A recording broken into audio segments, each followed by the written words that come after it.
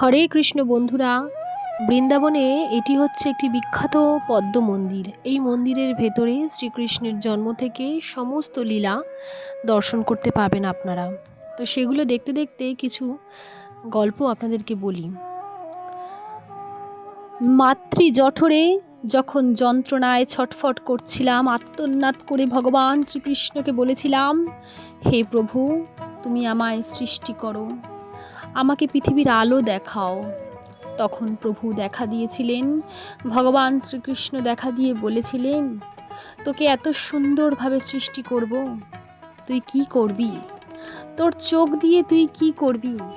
আমি বলেছিলাম, তোমাকে দর্শন করব দু চোখ ভরে। কান দিয়েছি, কি করবি? তোমার কথা, তোমার নাম শ্রবণ করব। হাত দিয়েছি, কি করবি? হাত দিয়ে তোমার সেবা করব। পা দিয়েছি, কি করবি? তোমার ধামে, তোমার মন্দিরে গমন করব। তোকে এই শরীর দিয়েছি, কি করবি? তোমার প্রচারে ব্যয় করব। কিন্তু আজ সব কথাই মিথ্যে, সব কথাই আজ ভুল প্রমাণ হয়ে গেছে, কোনোটাই কিন্তু আমরা রাখিনি। কিন্তু আজকে আমাদের কাছে সব আছে, হাত, পা, চোখ, কান, পৃথিবীর আলো দেখেছি, নিঃশ্বাস নিচ্ছি, সুস্থভাবে হাঁটছি, চলছি, সমস্ত কিছু।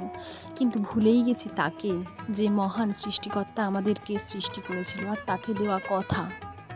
আমরা নাম করি না ভগবান শ্রীকৃষ্ণের, আমরা কীর্তন করি না, আমরা কণ্ঠে তুলসীর মালা ধারণ করতে আজ লজ্জা পাই, তিলক কাটতে আজ লজ্জা পাই। আমরা ভালোবাসি না শ্রীকৃষ্ণের ভক্তদেরকে। সব মিথ্যা হয়ে গেছে, কোনো কথাই আমরা রাখিনি। কাজে কাজে কি করা হয়? আমাদেরকে মুখাগ্নি করা হয়, মৃত্যুর পর আমাদের মুখে আগুন দেওয়া হয়, কারণ আমরা ভগবান শ্রীকৃষ্ণকে দেওয়া কথা রাখতে পারিনি। যে সকল ভক্ত ভগবান শ্রীকৃষ্ণকে ভালোবেসেছে, তাদের জীবন উৎসর্গ করে দিয়েছে ভগবানের চরণে, যারা সাধু সন্ন্যাস, তাদের কিন্তু মৃত্যুর সময় মুখাগ্নি করা হয় না। সাধু সন্ন্যাসরা নিজেদের জীবনকে উৎসর্গ করে সমর্পণ করেছে শ্রীকৃষ্ণের চরণে, যা আমরা পারিনি। তাই ভগবান শ্রীকৃষ্ণের উদ্দেশ্যে তাকে বলা কিছু কথা আমি বললাম আজ এই ভিডিওর মাধ্যমে। গোবিন্দর কাছে আমার খোলা চিঠি। মাতৃগর্ভে থাকার সময় তোমার সাথে আমার প্রায়ই দেখা হতো, তুমি আমায় সব সময় দর্শন দিতে। আমি বলেছিলাম তোমায়, আমায় কৃপা করে পৃথিবীতে পাঠাও, আমি পৃথিবীর আলো দেখতে চাই, এই জড়জগতের আনন্দ উপভোগ করতে চাই। আমি তোমায় কথা দিয়েছিলাম, পৃথিবীতে আসার পরই আমি তোমার নাম ভজন করব, তোমার গুণগান কীর্তন করব। পৃথিবীতে ভূমিষ্ঠ হবার পর তোমাকে আর দেখতে পাই না, আর তুমি আমায় দেখাও দাও না। জড়জগতের মোহমায়ায় আবদ্ধ হয়ে আমি তোমাকে ভুলতে বসেছি। মায়ার এই জগৎ সংসারে আবদ্ধ হয়ে, জাগতিক ভোগ বাসনায় মত্ত হয়ে তোমাকে ভুলতে বসেছি প্রভু, তোমাকে ভুলতে বসেছি। হে প্রাণনাথ, হে গোবিন্দ, এই দুনিয়ায় আসার পর বুঝেছি, এখানে কেউ কারোর আপন নয়, কেউ কারোর আপন নয়।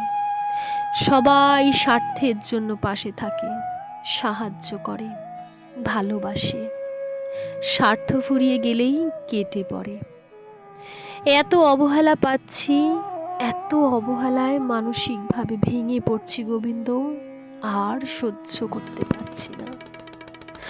আমার কি গতি হবে দয়াল?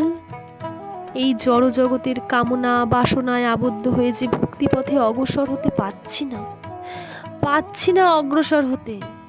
কৃপা করে আমায় ভক্তির পথ প্রদর্শন করো, আমি যেন আপনার সেবায় নিজেকে নিয়োজিত করতে পারি, সাধু সঙ্গে থেকে যেন তোমার লীলা কথা শ্রবণ করতে পারি। এই অধম্যকে কৃপা করো প্রভু, কৃপা করো। তোমার কৃপা বিনে আমার যে আর কোনো গতি নেই, আর কোনো গতি নেই প্রভু। সেটা এখন আমি হাড়ে হাড়ে উপলব্ধি করতে পারছি। অনেকটা দেরি হয়ে গেছে, অনেকটা সময় পার করে ফেলেছি, ক্ষমা করো প্রভু, ক্ষমা করো। এই জগতে একমাত্র তুমিই আমার পরম মিত্র। তুমি ছাড়া আমাকে কেউ উদ্ধার করতে পারবে না। তাই তোমার করুণা আমার ভীষণ প্রয়োজন, ভীষণ প্রয়োজন। করুণা করে এই অধম্যকে তোমার চরণে ঠাঁই দাও দয়াল, ঠাঁই দাও। তোমার চরণেই আমার একমাত্র শান্তির স্থান। তোমার চরণ লাভেই আমার মুক্তি, আমার মুক্তি, আমার মুক্তি প্রভু, আমার মুক্তি। হরে কৃষ্ণ, কৃষ্ণ কৃষ্ণ হরে হরে, হরে রাম, রাম রাম হরে হরে। সকলে ভালো থাকবেন, সুস্থ থাকবেন। আর ভিডিওটি কেমন লাগলো অবশ্যই কমেন্ট বক্সে কমেন্ট করে জানাবেন। আরও এরকম ভিডিও পেতে আমার চ্যানেলটি সাবস্ক্রাইব করে আমার পাশে থাকুন। আমি উৎসাহ পাবো আরও নতুন নতুন এরকম ভিডিও দিতে। হরে কৃষ্ণ, রাধে রাধে।